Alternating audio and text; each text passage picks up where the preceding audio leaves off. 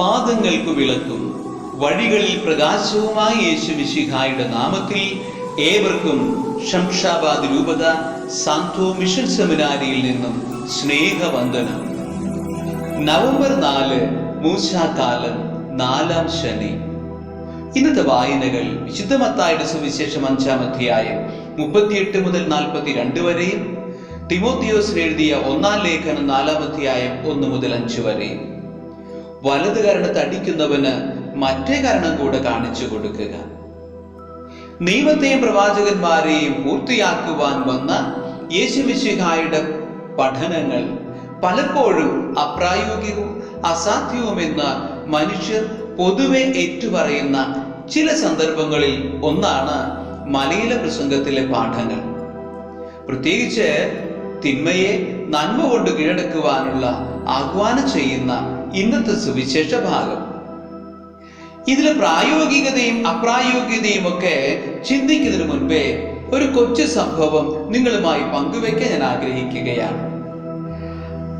Thrissur ലാമ്പല്ലൂർ spiritual animate സെന്ററിന്റെ director ആയിരുന്ന കാലം താമസിച്ചുള്ള ധ്യാനം നടക്കുന്ന സമയമാണ്. ധ്യാനത്തിന് വന്ന മാതാപിതാക്കൾക്ക് ശല്യമോ തടസ്സമോ ഉണ്ടാകാതിരിക്കാൻ 2 വികൃതി പയ്യന്മാരെ 4-5 വയസ്സേ ഉണ്ടാകുള്ളൂ വരാന്തയിൽ വിട്ടിരിക്കുകയായിരുന്നു.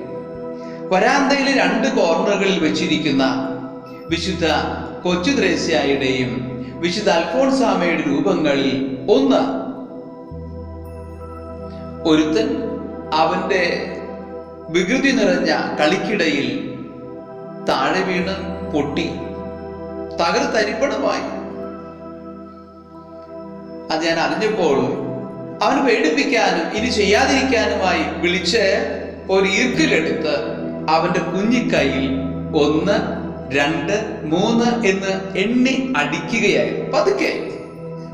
പക്ഷെ എന്റെ മുഖഭാവത്തെ ഗൗരവവും വേണ്ടത്ര പ്രകടമാകാതെ പോയതുകൊണ്ടോ എന്തോ അവൻ തുടർന്ന് 4, 5, 6 എന്ന കണക്ക് എണ്ണാൻ തുടങ്ങി. പിന്നെ എനിക്ക് തുടരാൻ പറ്റിയില്ല. എനിക്ക് പെട്ടെന്ന് ചിരി വന്നു. അവനെ അങ്ങ് കൈകളിലെടുത്ത് ഉയർത്തി അവന്റെ ഉമ്മ കൊടുത്തു. തിന്മയെ നന്മ കൊണ്ട് കീഴടക്കുവാൻ ആ കുഞ്ഞ് അന്ന് എന്നെ പഠിപ്പിക്കുകയായിരുന്നു. ഒരുപക്ഷെ അനുദിന ജീവിതത്തില് ഒരു കരണം തടിക്കുന്നവനും മറ്റേ കരണം കാണിക്കുന്നതും, 1 മൈൽ ആവശ്യപ്പെടുന്നവരോടൊപ്പം 2 മൈൽ യാത്രയാകുന്നതുമൊക്കെ തിന്മയെ നന്മ കൊണ്ട് കീഴടക്കാനുള്ള പ്രായോഗിക വഴികളാണ് എന്ന് നാം ഇനിയും തിരിച്ചറിഞ്ഞിട്ടില്ല. കീഴടങ്ങലും ചിലപ്പോഴെല്ലാം കീഴടക്കലിന്റെ മാർഗങ്ങളായിട്ട് ഭവിക്കുന്നു എന്നർത്ഥം.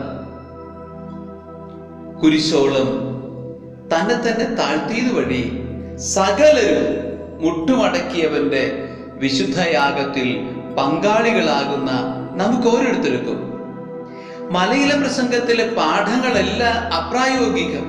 പകരം നാം ലോകത്തോട് ചേർന്ന് ജീവിച്ചപ്പോൾ നഷ്ടമായ ക്രൈസ്തവ ജീവിത ശൈലി നമ്മിൽ വരുത്തിയ അല്ലെങ്കിൽ നമ്മിൽ കുടിയേറിയ ലോകത്തിന്റെ ജീവിത